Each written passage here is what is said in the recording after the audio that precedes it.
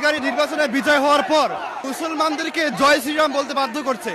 মোদীকে ক্ষমতা থেকে নামিয়ে আমরা ভারতে ইসলামী পতাকা উদ্দিন করবো ইনশাআল্লাহ। শুভেন্দু এবং নরেন্দ্র মোদী অতি দ্রুত এই আগ্রাসন বন্ধ করুক, না হলে বাংলাদেশের জনগণ সে গাজওয়াতুল হিন্দের ডাক দিবে, ভারতকে স্বাধীন করে টুকরো টুকরো করে দেবে ইনশাআল্লাহ। সারা বিশ্বে আজ মুসলমানদের উপর হামলা করা হচ্ছে, আমাদের মুসলমান ভাইদের পক্ষে আমরা আছি, আমরা প্রয়োজনে জীবন দিব, ভারত অভিমুখে মুফতি আমির মতো লং মার্চ করব, প্রতিবাদ করব।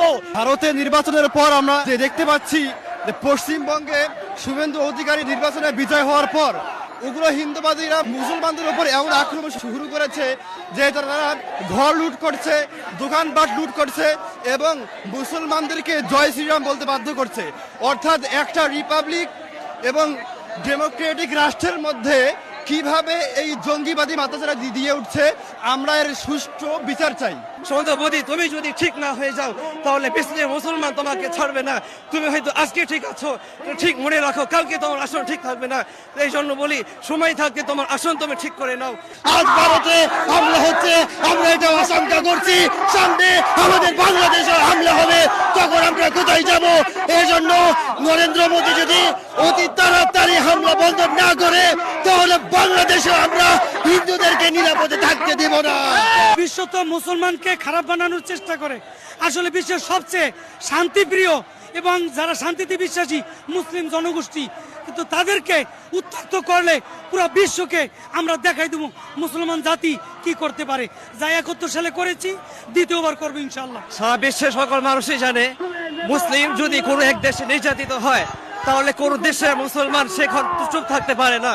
কিন্তু আজকে বড় আফসোসের সাথে বলতে চাই, আমার দেশের সরকার আজ পর্যন্ত টু শব্দ করে না। সো এদের বক্তব্যটা শুনলেন তো, যে এরা মানে ইন্ডিয়াতে গন্ডগোল বাঁধানোর জন্য এরা উঠে পড়ে লেগেছে।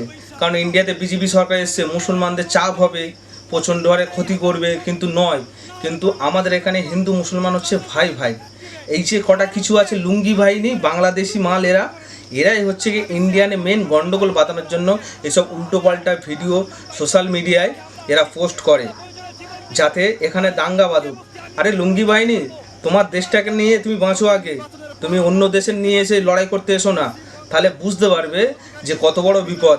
একটু ওয়েট করো, সবই বুঝতে পারবে। তুমি এটা ভেবো না যে এখন টিএমসি সরকার আছে, ঠিক আছে?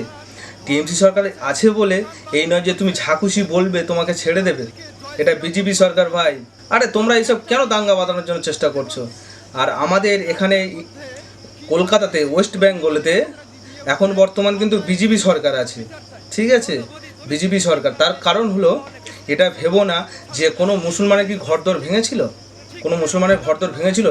আমাদের কোনো হিন্দু ভাই ধরে কোনো বলেছিল যে জয় শ্রীরাম বলো, কি কোনো হিন্দু ভাই কি ঘর ভেঙেছিল? এই প্রমাণ দিতে পারবেন কেউ?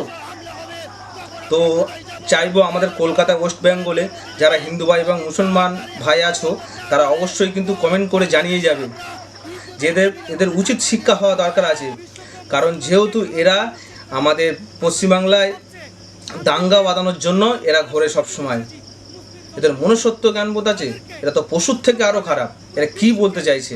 এখানে মুসলমান অত্যাচার করছে, কারা করছে সেই প্রমাণ আছে। আজকে সোশ্যাল মিডিয়ায় কোনো ভিডিও দেখতে পেয়েছেন কেউ?